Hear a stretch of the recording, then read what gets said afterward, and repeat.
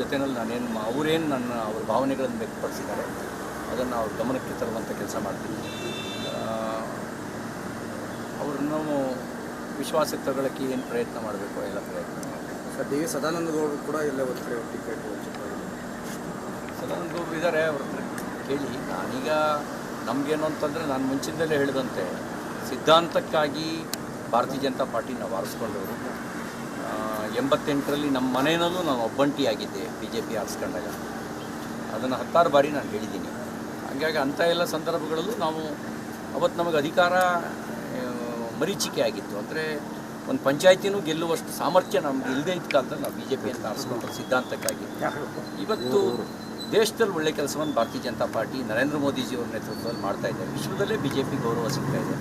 ಅಂಥ ಸಂದರ್ಭದಲ್ಲಿ 2019ರಲ್ಲಿ ಕರ್ನಾಟಕದಿಂದ 25+1 26 ಸ್ಥಾನವನ್ನು ಗೆದ್ದಿತ್ತು. ಈಗ 28 ಲೋಕಸಭಾ ಸ್ಥಾನವನ್ನು ಗೆಲ್ಲಬೇಕು, ಮೋದಿಯವರು ಪ್ರಧಾನಿಯಾಗಬೇಕು ಅನ್ನೋದು ನಮ್ಮ ಅಪೇಕ್ಷೆ ಇದೆ. ಹಾಗಾಗಿ ವೈಯಕ್ತಿಕ ಆಸೆ ಆಕಾಂಕ್ಷೆಗಳನ್ನೆಲ್ಲವನ್ನು ಕೂಡ ಬದಿಗಿಟ್ಟು ದೇಶದ ಹಿತದೃಷ್ಟಿಯಿಂದ ಮೋದಿ ಪ್ರಧಾನಿ ಆಗಬೇಕು ಅಂತ ಬಯಸ್ತೀನಿ. ಸರ್, ಈ ವೈಯಕ್ತಿಕ ವಿಶ್ವಾಸದ ಮೇಲೆ ನೀವು ಬಂದಿದ್ದೀರಾ ಅಥವಾ ಪಕ್ಷ ನಿಮಗೆ ಕಳಿಸಿದ್ರೆ ಸರ್? ನಾನು ವೈಯಕ್ತಿಕ ವಿಶ್ವಾಸದ ಮೇಲೆ ಬಂದಿದ್ದೀನಿ. ರಾಜ್ಯಾಧ್ಯಕ್ಷರ ಜೊತೆಗೆ ನಾನು ಮಾತಾಡಿ ಹೇಳೇ ಬಂದಿದ್ದೀನಿ.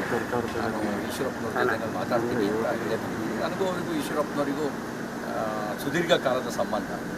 ಅವ್ರ ಕೆಳಗಡೆ ನಾನು ರಾಜ್ಯ ಪ್ರಧಾನ ಕಾರ್ಯದರ್ಶಿಯಾಗಿ ಕೆಲಸ ಮಾಡಿದ್ದೀನಿ.